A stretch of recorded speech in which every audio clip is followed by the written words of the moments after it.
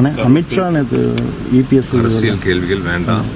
பக்கத்தில் மாவட்ட ஆட்சியர், அரசு துறை அதிகாரிகள், அதனால அரசு சார்ந்த கேள்விகளை முன் வச்சுக்கலாம்.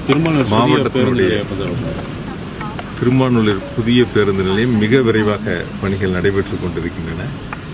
அந்த பணிகளுடைய காலதாமத்திற்கு யார் காரணம் என்பது உங்களுக்கு தெரியும், நாட்டு மக்களுக்கும் தெரியும். தொடர்ந்து கரூர் மாவட்டத்தினுடைய வளர்ச்சிகளுக்கு வரக்கூடிய திட்டங்களை குறுகிய மனப்பான்மையோடு அரசியல் காழ்ப்புணர்ச்சி காரணமாக மக்களுடைய வளர்ச்சி திட்டங்களை தடுப்பதில் மட்டுமே அவர்கள் நோக்கமாக இருக்கின்றார்கள். உதாரணத்துக்கு திருவள்ளூர் விளையாட்டு மைதானத்தில் மாவட்ட நூலகம் கட்டக்கூடிய பணிகளை நாம் தொடங்கணும்.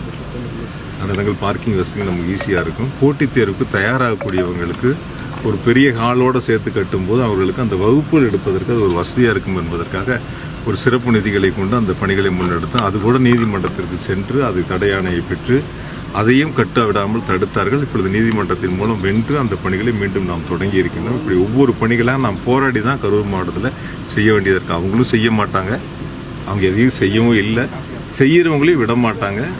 கோர்ட்டுக்கு போகிறது, வழக்கு தாக்கல் செய்கிறது. அப்போ நம்ம ஒவ்வொரு முறையும் கோர்ட்டில் போய் அரசு சார்பில் அதை போராடி வாதாடி அதை வென்று அந்த பணிகளை மேற்கொள்ளக்கூடிய சூழல் இருக்கு.